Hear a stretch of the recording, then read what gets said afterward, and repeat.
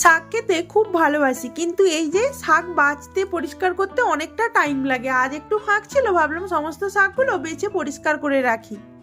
বর্ষার সময় খুব সাবধানে শাকগুলো বেছে নিতে হয়, কারণ বর্ষার সময় শাকের মধ্যে অনেক পোকা হয়। এটা কিন্তু সয়া শাক, তোমরা কে কে চেনো অবশ্যই জানিও।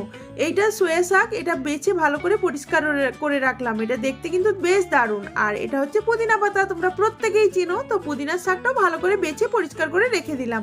আর এটা পুঁই শাক, দেখো পুঁই শাকের মধ্যে পুঁই মিটুলিও হয়ে গেছে।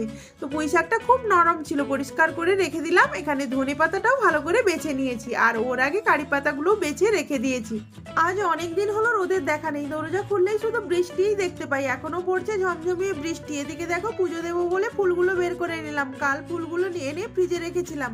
স্নান সেরে পুজো সেরে চলে এলাম রান্নাঘরে। আজ আমাদের রান্না হচ্ছে পুঁই শাক, আলু বেগুন, মাছের তেল দিয়ে রান্না হচ্ছে। এদিকে মাছের ঝোল হয়েই গেছে। এই দুটো পদই আজকে রান্না হচ্ছে। এখানে দেখো 3টে ছাতা বের করে রেখে দিলাম, কারণ আজকে ছেলে মেয়েদের স্কুলে নিতে যাব যখন ছাতা নিয়ে যেতে হবে। কারণ ছাতাগুলো বের করেছিলাম, ওদের নিয়ে যেতে বলেছিলাম, ওরা ভুলে গেছে। তো বৃষ্টি পড়ছে, এখন আমাকে এই 3টে ছাতাই নিয়ে যেতে হবে। আমি একটা, আমার ছেলে মেয়ে দুজনের দুটো।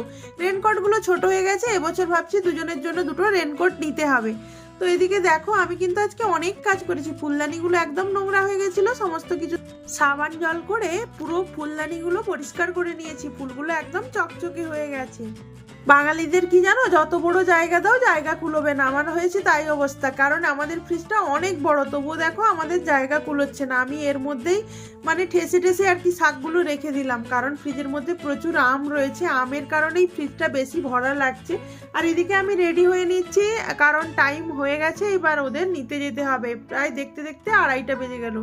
এখন হয়তো তোমরা ভাবছো ঠোঁটের মধ্যে এক গাদা লিপস্টিক লাগিয়ে দিলাম। না, লিপস্টিক না, আমি লিপ বামটাই লাগাই। যখন শর্ট ভিডিও করি তখন ফিল্টার দিয়ে দিলে অটোমেটিক ঠোঁটটা আরো বেশি লাল হয়ে যায়।